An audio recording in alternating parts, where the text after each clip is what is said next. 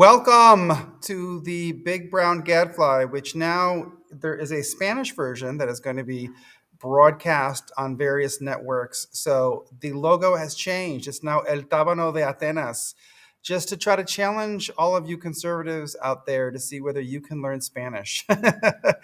All right. So today is going to be a glorious episode of the Big Brown Gadfly for the simple reason that Rachel Alexander is joining us. She is an attorney from Arizona. She now writes for Political Crossing, and she knows about the law and the Constitution. So the two of us today are going to rejoice and also do some analysis on what it means now that ding dong Roe versus Wade is dead. All right. We should all be like munchkins celebrating because the house fell on top of the Wicked Witch from the West. But I Boom. think that Rachel Al and I, there's probably a lot of finer details we can go into because of Rachel's legal expertise. So, Rachel, thank you so much for joining me today. How are Thanks you for doing? having me.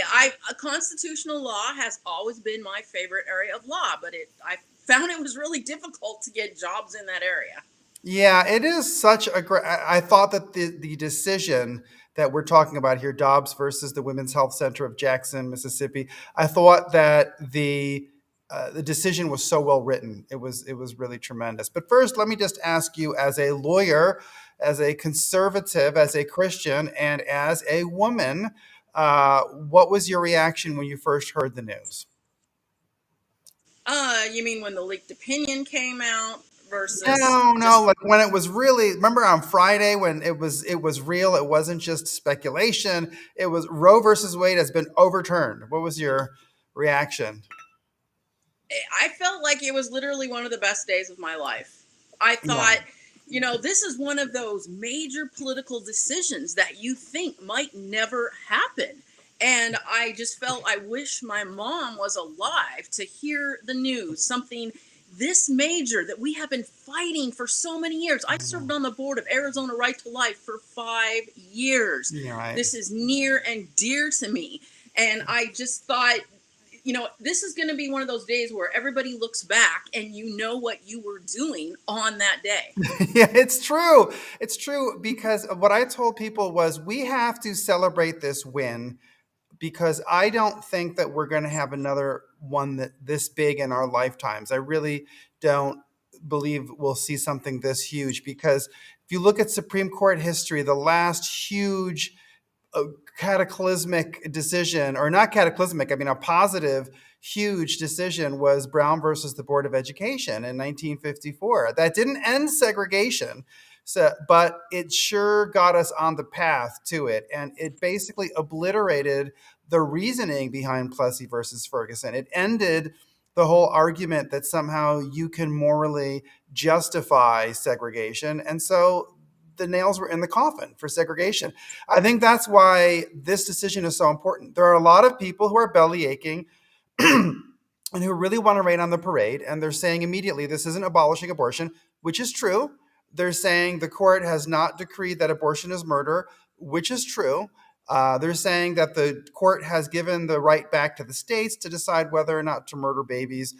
And that's true. But the court has basically taken away the biggest weapon that the pro-choice movement had for 50 years, which was they kept on saying that the highest court in the land said that this was a morally neutral act. And actually, it was a right that every woman had that superseded any moral qualms people had about terminating life. So I think it was huge. It's a big event. It was. And I think part of the reason we're never going to see more decisions like this in our lifetimes probably is twofold.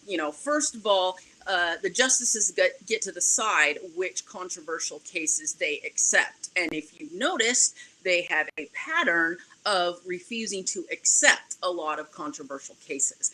And so that's what we're going to see. And I think the reason we got this win with abortion is because I predicted years ago that what would make us victorious on the abortion issue was the advance of technology. And I believe there's definitely something to technology revealing, all this new information that people in 1973 were not aware of regarding fetal development. Now, Right. I, of course, thought, I actually thought that it would happen another way. I thought, in terms of technology, we would be able to raise babies outside of the womb, when they were just, a couple Hmm. weeks old. So I kind of thought that was how it was going to go. I didn't see it coming down this way. Right. Well, I agree with you that technology changed. I also, one of the angles that I have, which I know some people don't share, is I think one of the reasons why this happened and why it's going to take, I think that this is going to radically alter the consciousness of America is because the social climate that made sense with Roe versus Wade is, I believe it's gone. All right. When Roe versus Wade was passed, people had a certain cliche, a profile, an archetype in mind of the innocent, young, powerless girl who was 16 years old, who was abused by her uncle or pressured into sex. She didn't even know that it was going to get her pregnant. And now she has this burden on her and she faces poverty and being exiled and sent away and erased from society because no one respects an unwed mother. And the only way that she could possibly get through this would be to put the baby up for adoption, and she would never see the baby again. That context is gone. I think that young women today have no connection whatsoever to that idea. Why? Because I think that things have changed. Feminists did serious work and women have a lot of power. We take sexual assault very seriously now. People have contraceptives available to them. People can get the pill, people can get condoms. We've taken seriously sexual harassment and grooming and all these things, so that young women, I don't think that they can ever really place themselves in the position of that young girl in 1962 who is pregnant. Right now, being an unwed mother is, unfortunately, it's not a big deal. I mean, that's not something that's going to be the end of your life. And The then now norm. we have generations of women who are desperate to have kids, who have passed their moment of fertility. So I think that there's, it's that has changed. So the social context has shifted. The science has given us a lot more information. And I think that that's a big part of it. Now, I did want to ask you about the actual decision, a couple things, so that you could walk us through it as a lawyer. Uh, one of the things that I noticed in the decision that was interesting was he started out by saying that they would have had a choice to just affirm the Mississippi law without overturning Roe versus Wade, right? That was something that could have happened. Am I getting this right? Yep. Okay, Right. Well, so you remember Roberts and his concurrence. That's all he wanted to do. He wanted to merely right. Hmm. say that that decision was okay and that legislative law, but he didn't want to overturn Roe versus Wade. Right. How significant is that? Should we give a lot of importance to the fact that they had a choice to just uphold the Mississippi law, and five of them explicitly chose to say, no, this is an opportunity for us not only to uphold the Mississippi law, but also to squash this jurisprudence that has been at the core of the court system for 50 years? How significant is that?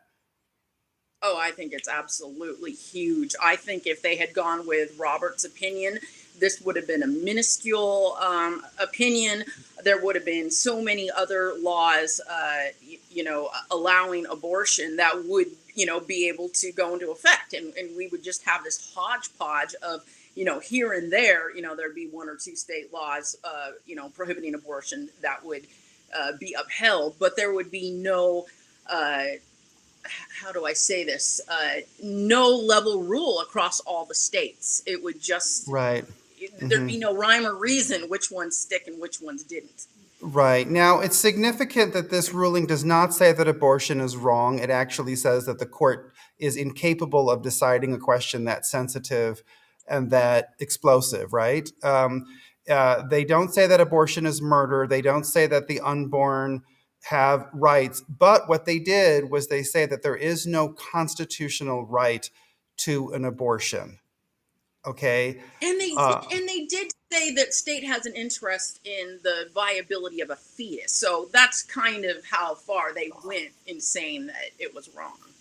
okay, good. Right. So they basically said that to the extent that it's interesting what they did because they said that there's no constitutional right for an abortion, but even if people were to perceive that something in the 14th Amendment did give people a constitutional right to an abortion, they said it would survive scrutiny because the state has, as you said, an interest in the viability of the fetus. So that's enough to pass what they would call the litmus test, because the 14th Amendment says that all citizens have to have equal protection under due process of the law. So they can't be deprived of life, liberty, or property without due process. And so you have here the fetus, which is being deprived of life, and the woman who is being deprived of liberty. And what they said here is states could survive scrutiny about the 14th Amendment by saying it's true that we're depriving the woman of liberty, but we have an interest in this debate as to when the fetus becomes a person. Am I kind of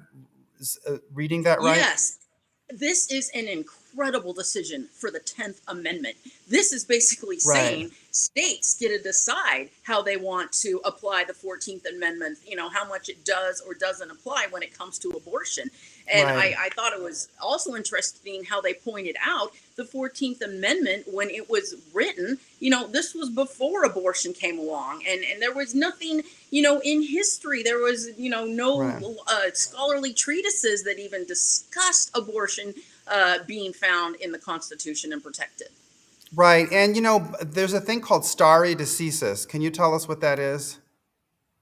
Okay, that's basically where the court says, because we have a precedent that, Right. we have decided something on this issue before, we should stick with that precedent and respect it.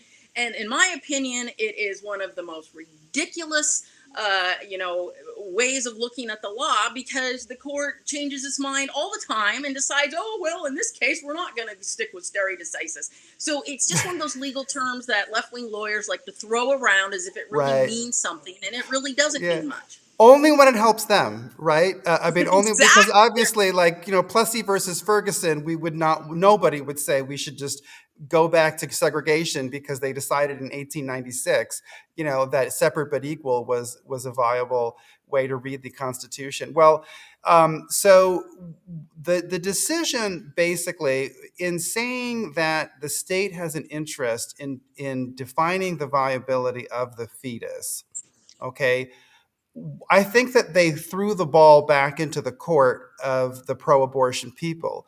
Because if the pro abortion people want to say, you know what, the spirit of the 14th Amendment doesn't work this way, where each state has a different definition, the whole country has to have one definition of life. The problem is that the Supreme Court has now removed stare decisis, so they're going to have to re argue when life begins. And as you said, we have so much scientific evidence now about the development of the fetus that if the pro-abortion people want to, quibble with the Dobbs decision, that's the name of this decision, by saying, well, the whole country under the 14th Amendment has to have the same definition of life begins. Well, if we have that debate now, they'll lose that debate. And then basically the entire country would have to deal with the fact that at a very early stage of pregnancy, the fetus is a person, and the whole country has a right to protect that life, right? That child can't be deprived of life.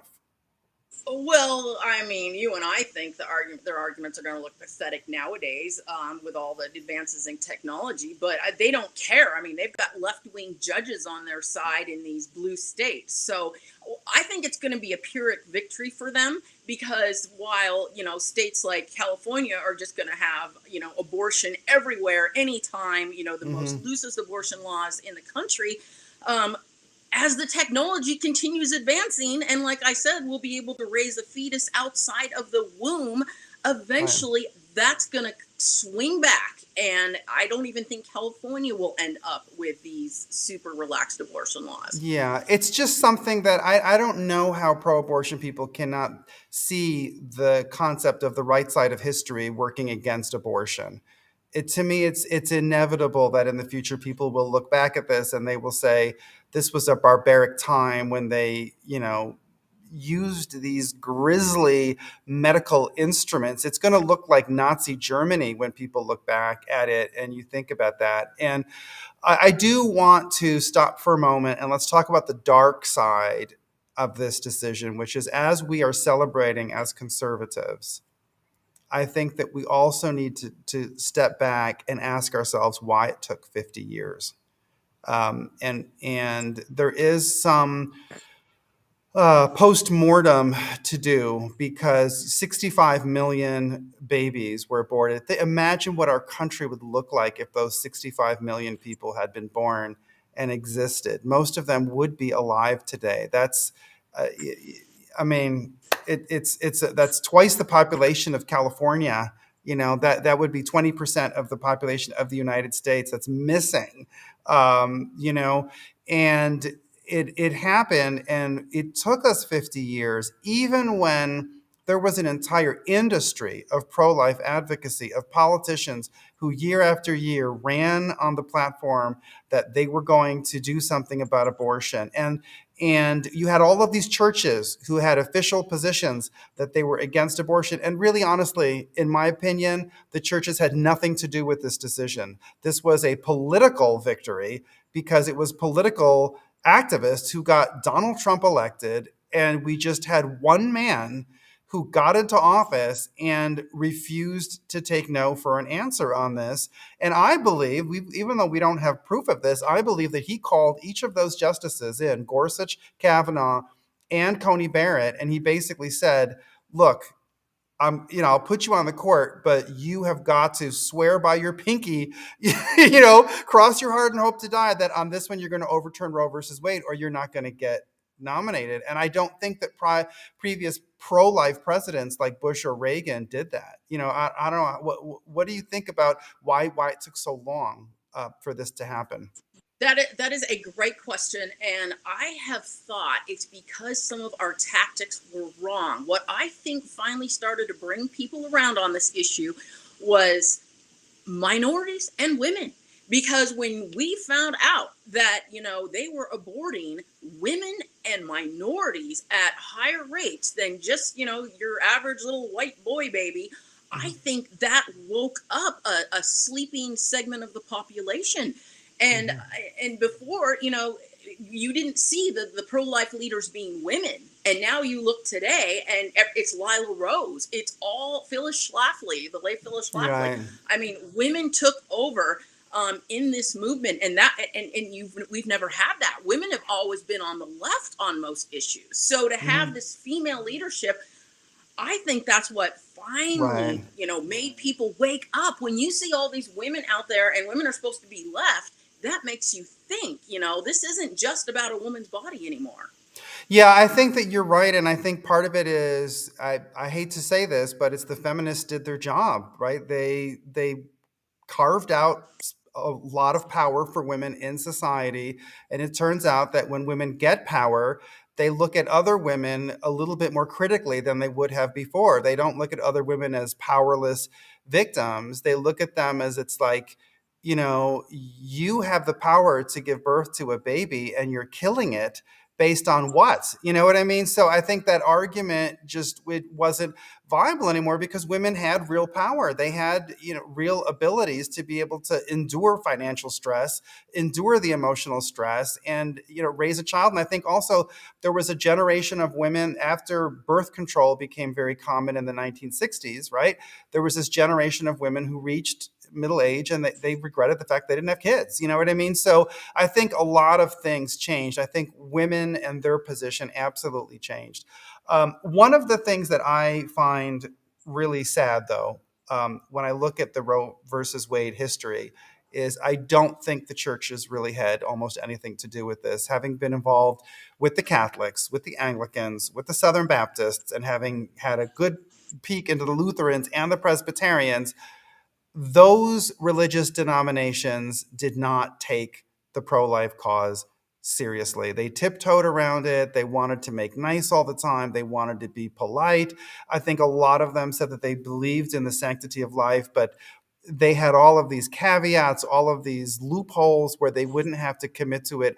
This really was, even though this was an issue that was dear to Christian hearts, to the people in the pews, and I think that we were the ones who really were wanting it to get overturned, it ultimately was a political solution.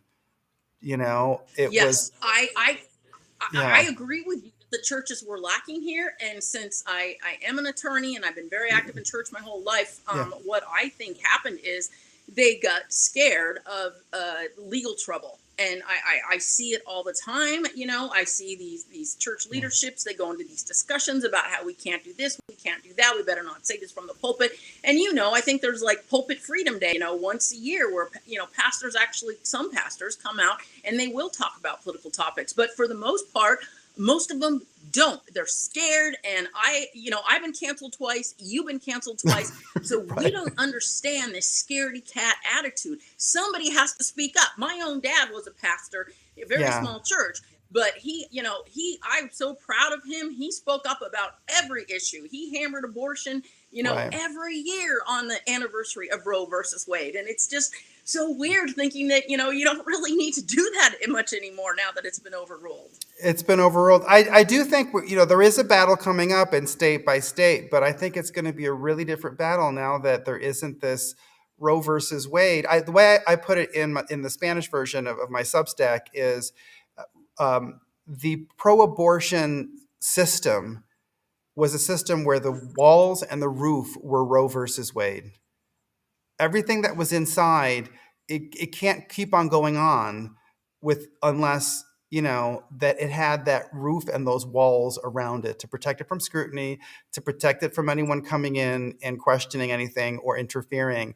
And now it's gone. The roof is gone, the walls are gone. All you have is these rooms where people are doing wretched, grisly, offensive things that are just crimes against humanity. And we have the sunlight in there, and they can't say that the highest court in the land has looked at all of the ethical questions involved and says that it's morally neutral, and that actually the most important consideration here is the woman's right to avoid the inconveniences and the hardships that would come with the baby. Of course, we're going to hear endless mention of rape and incest, but here's the thing where I think that where we got this victory was, at least 50% of it was the fact that the left went so far. Because I remember in so many different states, when there were state level anti-abortion laws, they all said, we're going to have exceptions for rape and incest. And the pro-abortion people said, no, that's not enough. All abortion has to be legal. They didn't even want to say it was rare. They didn't want to say that it was a difficult choice. By the end, they were saying you can abort the baby up until the point that the baby's born. And there's no moral question about this. So a woman doesn't have to prove that she was raped. She doesn't have to prove that her life was in danger. It's just, if she says, kill the baby, kill the baby. And that was just I think it was not viable at a certain point, you know? You touched on some really good Yeah, points there. The gruesome procedures. I really believe that the internet and social media also helped kill Roe v. Wade, because yeah, instead of just maybe running into some gruesome pictures at church or at a abortion protest, they're everywhere. They're all over the internet. You're almost bombarded with them. Unless big tech has banned them. And things like the victims of rape who were born and now come and speak their stories. People are able to go look up the abortion issue. You're not just dependent on some, a pamphlet that was handed to you by Planned Parenthood. You can actually go look it up yourself. So that's one thing I love about being a conservative. I feel like once people get more educated, they're more likely to come over to our right. side. And Yeah, I believe abortion is one of those issues. If you educate yourself extensively, it is so hard. Look at the Planned Parenthood, doctors who have renounced Dr. Bernard Nathanson, renounced doing abortions. And they've now come and they've said, it was all this, learning. And once I really informed myself, then I changed my mind and became pro life.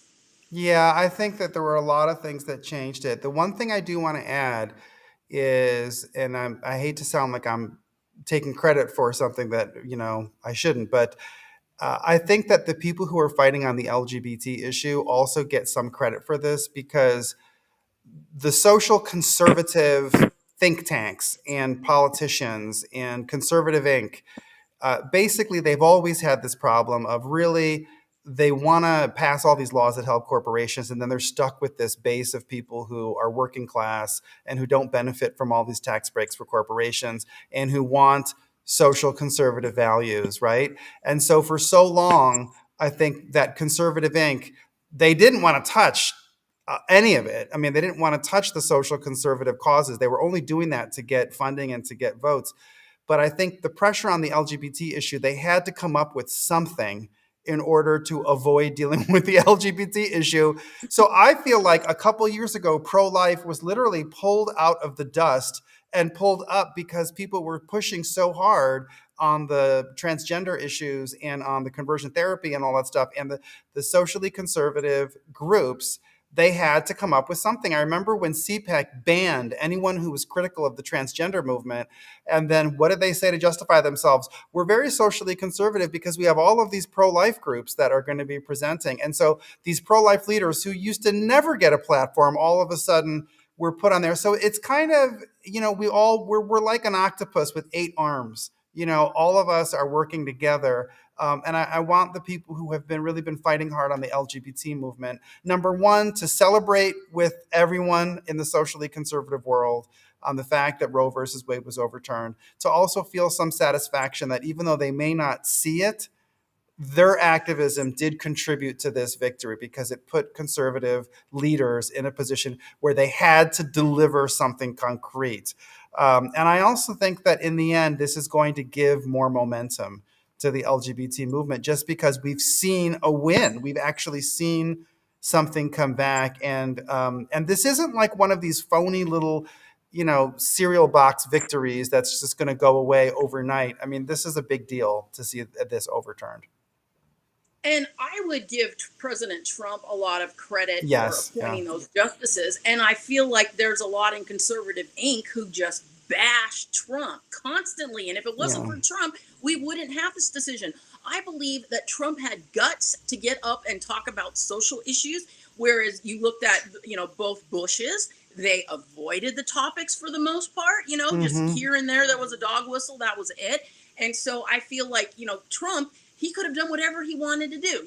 He had tons of money. He did not need to champion socially conservative ideals, but he did. And I think that's part of the reason that the left is going after him so viciously. He was so successful. He made social conservative issues cool again. And they're Mm-hmm. going to make him pay, because they don't want him coming back and they don't want other people emulating him. Well, I think that a part of it is that Trump, number one, he's a really rich man. So he wasn't afraid of being cast as somehow not part of the cool rich set, so he could really identify with working class conservative voters.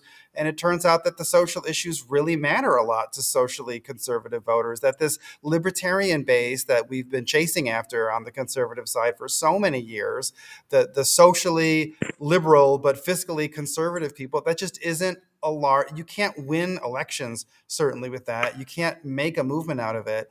And I think Trump had the guts to really connect with what working class and middle class conservative people wanted. And it turns out that they wanted these social issues. They wanted them to be on the table. So I think Trump deserves massive credit. I'm going to say, as much as I could critique and analyze, I think we just need to go out and party. So I gave myself a moratorium this week. I'm not going to complain about any conservative leaders for not doing enough or whatever. I'm so happy Roe versus Wade got overturned. We can go pull ourselves together next week, and then we can go back to dealing with all the dirty nitty gritty of trying to work on the other social issues. But it's good news that Roe versus Wade got overturned. I'm ignoring all of the socially conservative organizations that I know are incompetent and scam artists that are trying to take credit for it, I'm just going to ignore them, because we can go back to bickering with them next week. And try to ignore all the violent protesters out there, because that's a Yeah, whole yeah, other dynamic in itself. And I don't know how bad that's going to get. I mean, they're literally yeah. threatening. If abortion's not safe, you're not safe. Yeah, I think that it's not going to, I don't know. This is just my prediction. I don't think it's going to rise to the level of 2020, just because I think the police brutality issue would galvanize a lot more people. And I don't know, but maybe I'm wrong, because they did have quite a few protests. But it's just, I'm thinking of, remember after George Floyd was killed, that a turmoil was much more widespread. I felt like it was many more people. There were over 14,000 arrests related to, in that one year, 2020, related to George Floyd and other protests. That's a lot. Yeah, Whereas there's only been, maybe 50 people arrested the night the decision came out. But yeah, it's ongoing, though. So, I mean, yeah, this yeah. Jane's Revenge, the group that's stirring up all the Hmm. violence, they could keep going. So, Yeah, yeah. Well, the thing about it was, here's my thing, and this is the last thing I'll say, is that when the George Floyd protest started, you had pretty much the whole Black community and the whole Hispanic community pretty much on the side of the protesters. So you had a good cross section of an entire community.